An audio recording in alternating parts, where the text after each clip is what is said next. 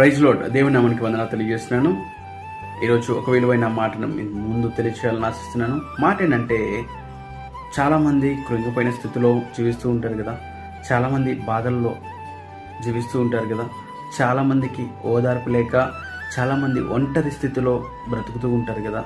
అటువంటి వారు ఎంత ప్రార్థన చేయాలన్నా వారికి ప్రార్థన రాదు కదండి. ఆ టైంలో ఏం చేయాలో తెలియక వారు ప్రార్థన సరిగ్గా చేయలేని టైంలో జీవిస్తూ ఉంటారు. అటువంటి వారిని దేవుడు చూసి వారి యొక్క కన్నీటిని ప్రార్థనగా భావించి ఆ కన్నీటిని ప్రార్థనగా అంగీకరిస్తాడండి.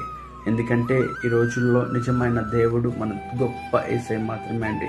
ఈరోజు తల్లి తండ్రులు మనల్ని వెలివేసిన, బంధువులు మనల్ని వేరు చేసిన, నిన్ను నన్ను నిజంగా ప్రేమించేది ఎవరంటే నజరేయుడైన యేసయ్య మాత్రమే.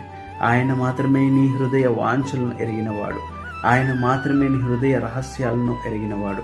ఆయన మాత్రమే నీకు ఏది కావాలన్నా సరైన టైంలో ఇచ్చే నిజమైన దేవుడు గనుక నీ చింత ప్రతిదీ దేవుని వైపు వేయి. ఎందుకంటే తల్లి గర్భము రూపించక మునిపే ఆయన నిన్ను నన్ను ఎరిగి ఉన్నారు కదా. కాబట్టి నీ హృదయ ఆలోచనలు ప్రతిదీ దేవునికి తెలుసు కనుక సరైన టైంలో దేవుడు నీకు అద్భుత కార్యం చేస్తారు. మనస్ఫూర్తిగా నమ్ము. నీ చింత ప్రతిదీ దేవుని వైపు